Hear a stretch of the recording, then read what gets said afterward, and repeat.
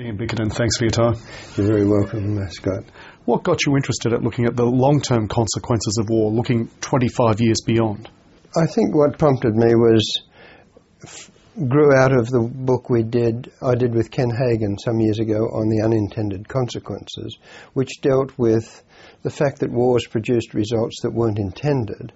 And then I thought to myself, well, if we look along further and take a generational view, what would be the conclusions we'd find? What would we find if we looked a generation later?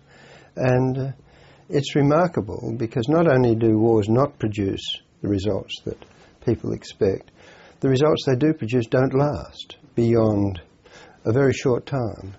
And so it occurred to me that wars don't really achieve either their goals, or their short-term goals, or their long-term goals. And yet the popular perception is that it's easily defined between the victors and the vanquished when it comes to war, with sayings such as, to the victor goes the spoils. That's not the case? Well, if you ask what the spoils are intended to be, for example, a change of borders or a change of ruler, borders are constantly in dispute and rarely ever remain as settled at the end of a war. And if you look even at World War II, at the end of World War II, what did the victors hope to achieve?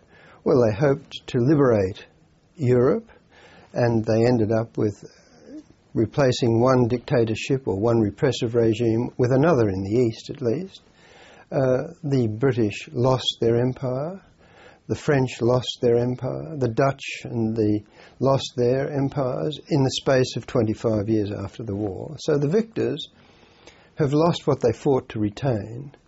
And the United States expected stability, expected prosperity. They quickly found themselves engaged in a proxy war, which we call the Cold War, with the Soviet Union.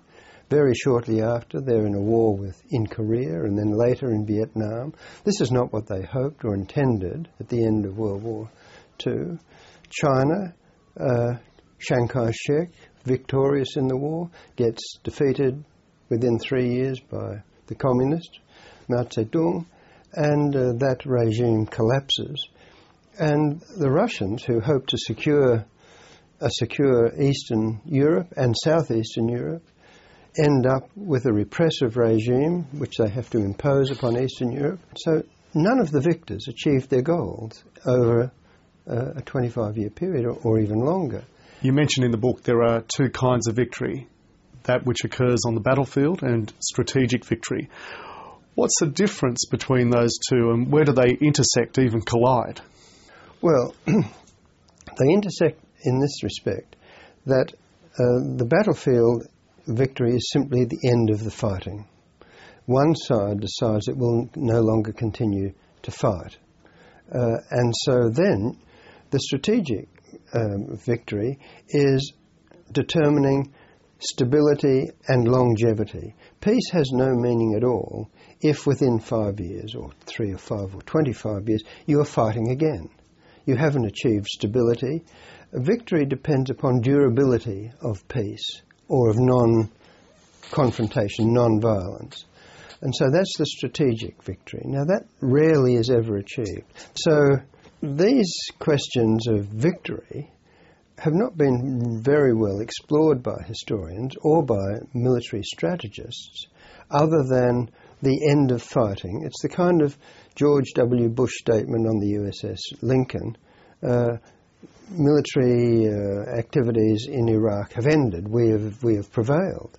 Well, the United States hadn't prevailed in terms of victory and still hasn't in terms of stability and so on in Iraq.